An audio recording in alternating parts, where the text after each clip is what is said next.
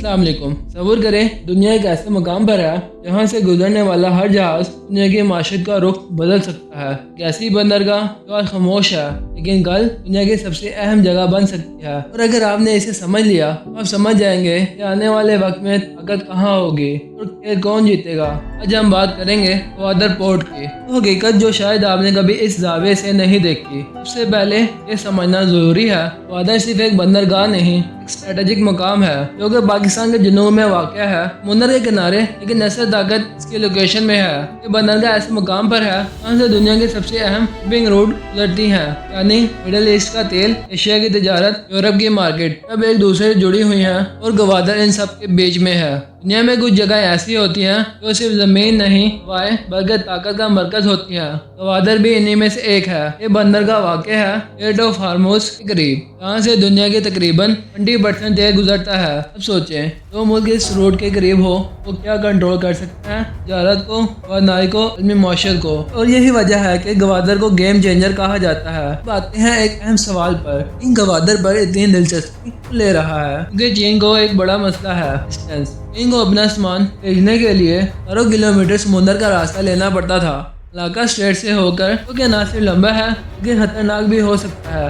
लेकिन गवादर के जरिए इनको एक शॉर्ट रूट मिलता है, कम वक्त, कम खर्च, ज़्यादा कंट्रोल। यही चीज़ इस पूरे मंसूबे को ताकत देती है। गवादर को समझना है तो स्लीप बैग को समझना पड़ेगा। चाइना पाकिस्तान इकोनॉमी कॉरिडोर एक ऐसा मंसूबा है जो चीन को सीधा गवादर से जोड़ता है। सड़कें, रेल, एनर्जी प्रोजेक्ट्स, ये सब मिलकर एक इकोनॉमी नेटवर्क बनाते हैं और इस नेटवर्क का मरकज है गवादर। यानी अगर स्लीप बैग एक जिस्म है तो गवादर इसका दिल है। सवाल ये है कि पाकिस्तान को इससे क्या मिलेगा? तिजारत में इजाफा, original investment, infrastructure development. Gwadar के जरिए पाकिस्तान एक ट्रेड हब बन सकता है जहाँ से दुनिया के मुख्य ममालिक में अपना सामान ले जा सकता है और यही चीज़ पाकिस्तान के माशरे को ऊपर ले जा सकती है। गवादर सिर्फ एक बंदरगाह नहीं, एक मौका है जॉब्स का, बिजनेस का, इंडस्ट्री का। अगर ये मुकम्मल डेवलप हो जाए तो हजारों नहीं बल्कि लाखों लोगों को फायदा हो सकता है। लेकिन यह एक हकीकत भी है, क्या ये फायदा बाकी लोकल लोगों तक पहुँच रहा है? एक सवाल है तो अभी भी जवाब मांग रहा है। हर बड़ी चीज के साथ चैलेंजेस भी आते हैं। गवादर के साथ भी यही हो रहा है, पानी की कमी, बिजली के मसाइल, कामी लोगों की मुश्किलात। कुछ लोग कहते हैं कि तरक्की हो रही है लेकिन कुछ लोग कहते हैं कि अभी भी बहुत कुछ बाकी है और हकीकत शायद दोनों के दरमियान है। यहाँ से कहानी मजीद इंटरेस्टिंग हो जाती है क्योंकि गवादर सिर्फ पाकिस्तान और चाइना का मामला नहीं, अमेरिका, भारत और दीगर आलमी ताकतें सब इस पर नजर रखे हुए हैं। क्योंकि जो बंदरगाहें कंट्रोल करता है वही तिजारत कंट्रोल करता है और जो तिजारत कंट्रोल करता है वो दुनिया पर असर अंदाज होता है। इसलिए गवादर एक इकोनॉमी प्रोजेक्ट नहीं बल्कि एक जियो पॉलिटिकल गेम है। भारत गवादर को क्यों सीरियस लेता है? क्योंकि ये बंदरगाह इसके करीब है और इससे रीजनल बैलेंस बदल सकता है, ट्रेड रूट्स